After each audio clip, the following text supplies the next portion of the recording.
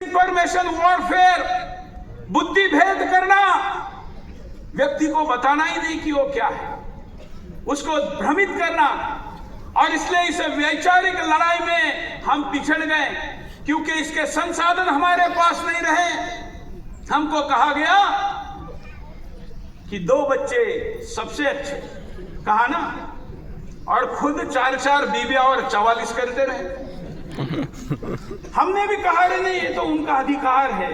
क्यों? आपको बताया गया अरे नहीं, उनके मजहब में लिखा है। अरे तो फिर मेरे यहां तो आशीर्वाद दिया जाता था, अष्टपुत्र सौभाग्यवती भव।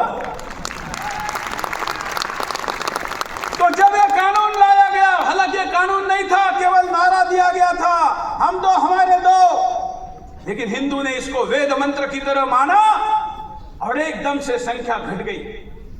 ये षड्यंत्र था, ये आज हमको पता चल रहा है जब पीछे मुड़ के हम देखते हैं कि जनसंख्या के अनुपात में हम कितनी जबरदस्त पिछड़। तलवार के युद्ध में हम सामने थे, लेकिन जनसंख्या के युद्ध में हार रहे हैं। ध्यान रखना, मैंने जो पुस्तक लिखी है कैसे बने इस्लामी देश, 58 में से 13 देश केवल तलवार से इस्लामी बने हैं। 35 देश कोख से बच्चे पैदा करके इस्लामी बने।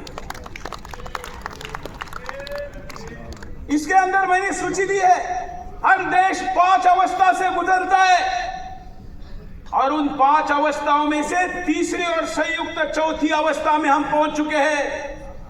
अगर अब हमने यहां पर रेक्टिफिकेशन नहीं किया, दुरुस्ती नहीं की, संशोधन नहीं किया, तो फिर इस हिंदुस्तान को इस्लामिस्तान बनने से कोई रोक नहीं सकता और उसका कारण जनसंख्या रहेगी। क्या ऐसा होने देंगे? नहीं। लेकिन ऐसा हो रहा है। मैं पूछता हूं, आज इतने सब समय पैसे खर्च करके देश भर से आए हुए कट्टर हिंदू मेरे सामने, कितने लोगों के 4 बच्चे? हाथ ऊपर करिए। 4 भी नहीं है। अगर यही मैं उधर पूछता तो कहां से गिनती शुरू होती? हम हंस रहे हैं, लेकिन यही युद्ध की संख्या निर्धारित कर रही है। डेमोक्रेसी में सर नहीं गिने, सर के अंदर की बुद्धि नहीं गिनी जाती, हृदय के अंदर की देशभक्ति नहीं गिनी जाती, गिनी जाती है केवल संख्या। और आज हम संख्या में कितने पिछड़ रहे, आप चौंक जाएंगे। आज जिस दिल्ली में हम भारत मंडपम लगाकर खड़े हैं, राष्ट्रीय राजधानी में हिंदू का जन्म दर है 1.1, मतलब 2 हिंदू मिलके 2 हिंदू भी जन्म को नहीं दे रहे। मुंबई का है 1.3, हिंदुस्तान का आ गया 1.3 से लेके 1.6 के बीच, बैंगलोर का है 0.8। मतलब हिंदू जितना संपन्न होगा, जितना पढ़ेगा लिखेगा, पैसा आएगा, उतना बच्चे कम पैदा करेगा।